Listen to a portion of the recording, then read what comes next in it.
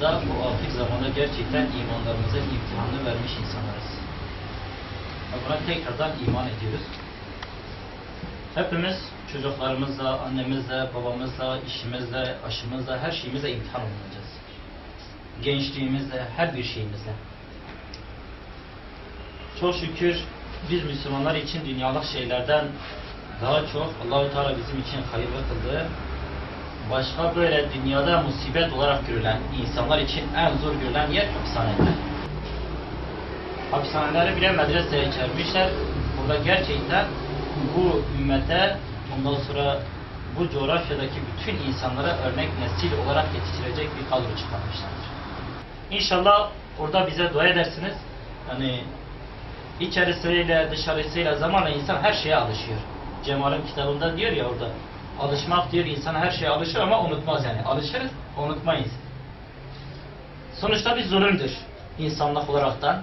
Yani tarihte hep bu tür şeyler olmuştur. Bunun adı değişmiştir, cismi daha değişmemiştir. Hep aynı şeyle devam ediyor. Yapılan bir zulümdür. Fakat biz Müslümanlar buna Allah'ın takdiri olarak bakıyoruz. Ailelerimiz için ayrı bir zulümdür. Arkadaşlarımızın için ayrı bir zulümdür. Derneğimiz için ayrı ayrı zulümdür. Biz onları ahir olan Allah'a havale ediyoruz.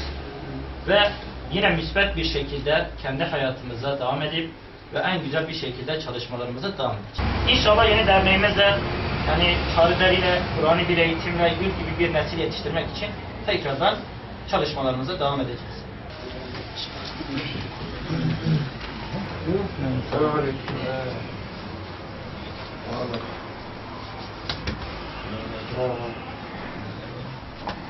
Kolay gelsin.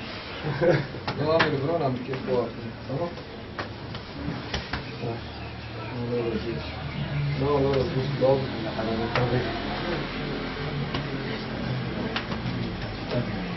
Değil mi? Nasıl yakın şimdi göster abi. Ben azatlıkları istemiyor.